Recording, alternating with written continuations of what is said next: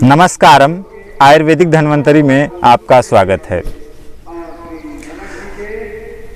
मसूरिका रोग अर्थात chicken pox, जिसको देसी भाषा में या गांव के लोग माता मैया भी कहते हैं और इसको चिकन पॉक्स भी इसी रोग को कहते हैं। ये ज़्यादातर छोटे बच्चों को होता है और चैत्र महीने में होता है। चैत्र का मास अर्थात मार्च अप्रैल का महीना जो लगभग होता है उसी को चैत्र मास कहते हैं हिंदी वर्ष में। तो आज मैं जानकारी दूंगा क्या है इसका लक्षण और क्या है इससे बचाव का उपचार। चूँकि यह ज़्यादातर छोटे बच्चों को होता है अर्थात 10 साल तक के 15 साल तक के बच्चों को, और इसमें जो सबसे ज़्यादा दिक्कत की बात होती है वो ये कि बच्चों की या जो भी इससे पीड़ित होता है, होने के लिए किसी भी उम्र के व्यक्ति को हो सकता है, तो जो भी इससे पीड़ित होता है अधिक संक्रमण की स्थिति में उसकी आँख की रोशनी जा सकती है अथवा उसकी मृत्यु हो सकती है। तो आज मैं जानकारी दूंगा लक्षण क्या है इसका। सबसे जो प्रमुख लक्षण होता है, शरीर पे इस लाल लाल चकत्ते, फुंसियाँ या लाल लाल दाने पड़ जाते हैं और कभी कभी शरीर के ये आधे अंग में या शरीर के पूरे अंग में यह लक्षण दिखता है। सबसे प्रमुख लक्षण यही है। इसके अलावा शरीर में कपकपी होना, शरीर में हल्का बुखार आना, आँखों का लाल होना, शरीर में हरारत होना, भोजन करने की इच्छा ना होना, ये सब लक्षण है। और शरीर में कभी कभी ठंडी लगना या शरीर में जलन होना, तो ये सबसे बड़ा लक्षण है मसूरिका का या माता का। और आयुर्वेदिक जो बचाव है वो भी मैं बता देता हूँ, साथ में इसका जो घरेलू बचाव है और घरेलू उपचार है वह भी बता देता हूँ। तो ये तो हो गया लक्षण।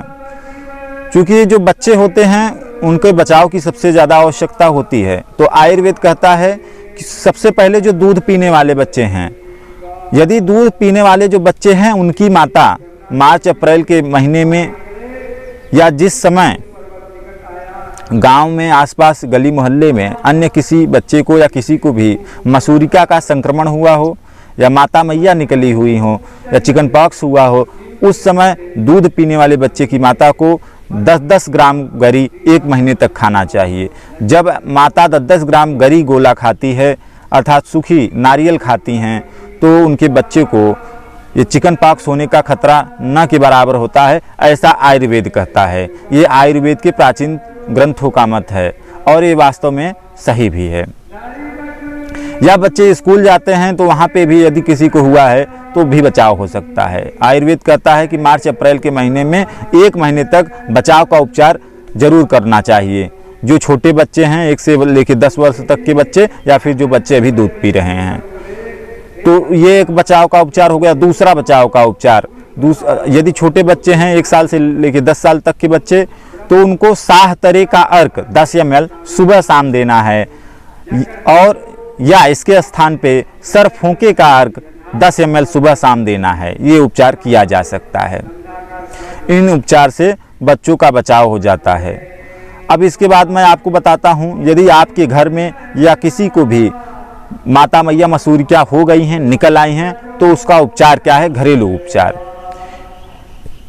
नीमकौल, जिसको बोलते हैं नीम के बीज, तो नीम के बीज, हल्दी पाउडर, बहेड़े के बीज, इनको आप बराबर मात्रा में अर्थात 50-50 ग्राम ले लीजिए, सुखवा करके पाउडर बना करके छन्नी से छान करके रख लीजिए। यदि 1 साल से लेकर 10 साल तक का बच्चा है तो आधा चम्मच सुबह आधा चम्मच शाम को लगातार 1 महीने देने से बचाव भी हो जाता है। और यदि हो गई है माता मैया, उन चिकन पॉक्स हो गया है, तो 10-15 दिन 1 हफ्ते में आराम भी हो जाता है। यह बचाव का भी उपचार है और यह ट्रीटमेंट भी है। आयुर्वेद कहता है कि यदि आप बचाव के तौर पे दे रहे हैं तो 1 महीने तक दीजिए। दूसरा जो सबसे अच्छा, इसके अलावा एक और अच्छा उपचार है, मुलेठी चूर्ण 6 ग्राम और अनारदाना चूर्ण 6 ग्राम। इन दोनों चूर्ण को 6 ग्राम चूर्ण लेकर के आप 1 गिलास पानी में हल्की आंच पे उबालिए। जब आधा गिलास पानी बचे तो उसको छान करके पिला दीजिए। यह भी बचाव का उपचार है और इसको लगातार 1 महीने करना चाहिए। इसके अलावा जो एक और अच्छा उपचार है, घरेलू उपचार, किसी भी उम्र के व्यक्ति को माता मैया निकल आए, मसूर क्या निकल आए, तो यह उपचार करना चाहिए। वह उपचार ये है कि करेले के पत्ते का रस या करेले का रस लगभग आप 20-25 ml ले सकते हैं। यदि छोटा बालक है तो 2 चम्मच 1 चम्मच करेले के पत्ते का रस या करेले का रस ले सकते हैं, और बालक है तो आधा चुटकी हल्दी डालिए, और बड़े हैं तो 1 चुटकी हल्दी डालिए। ये जो करेले के पत्ते का रस का उपचार है, इसको दिन में 3 बार देना है।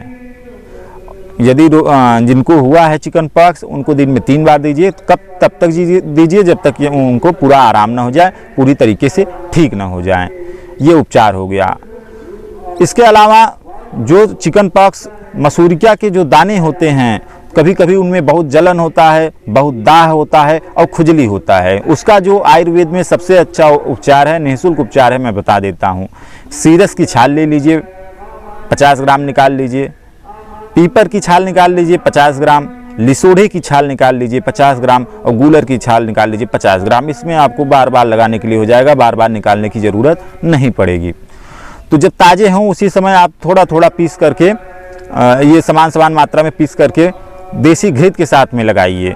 और इसके बाद में जब यह सूख जाएं तो उनको सुखवा करके, इन छाल को सुखवा करके फिर पीस करके, कूट करके और छन्नी से या चलनी से चाल करके रख लें। एक डब्बे में मिलाकर सभी पाउडर को रख लें, और आधा चम्मच चूर्ण को 1 चम्मच देसी घृत के साथ में, देसी घृत गाय का भी हो सकता है, भैंस का हो सकता है, तो गाय का देसी घृत हो तो ज़्यादा अच्छा है, तो 1 चम्मच देसी घृत के साथ में मिला करके आज जहाँ जो छाले हो गए हैं और जहाँ पे खुजली हो रही है मसूरिया में, चिकन पॉक्स में जो दाने में जलन हो रही है, उन पे लगाने पे मसूरिया एकदम जल्दी से ठीक भी हो जाती हैं, और लगाने के आधा घंटा के अंदर ही जो दाह होता है, जलन होता है, जो खुजली होता है, वह मिट जाता है। जो भी मैंने अभी ये प्रयोग बताए हैं बहुत सहज हैं, सुलभ हैं और हर एक जगह पे उपलब्ध हो जाते हैं। सबसे महत्वपूर्ण जानकारी मैं आखिरी में देना चाहता हूँ, क्योंकि इसमें जो सबसे बड़ी एक समस्या होती है कि कभी कभी मसूरिया का प्रकोप या माता का प्रकोप बहुत ज़्यादा हो जाता है, तो उस व्यक्ति की अर्थात रोगी की आंखों की रोशनी जा सकती है या आंखों पे सफ़ेदी आ जाती है।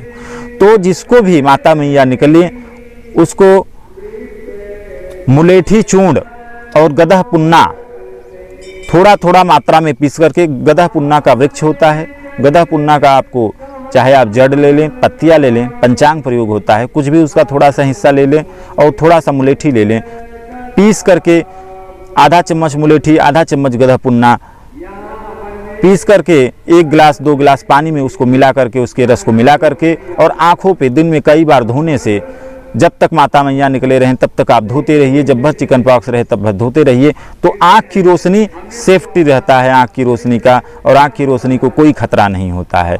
और ये जो मैंने उपचार बता दिए हैं बहुत ही सहज और सरल उपचार हैं, आप लोग इनका लाभ लीजिए। और यदि आप मेरे वीडियो पे पहली बार आए हैं तो चैनल को सब्सक्राइब करें।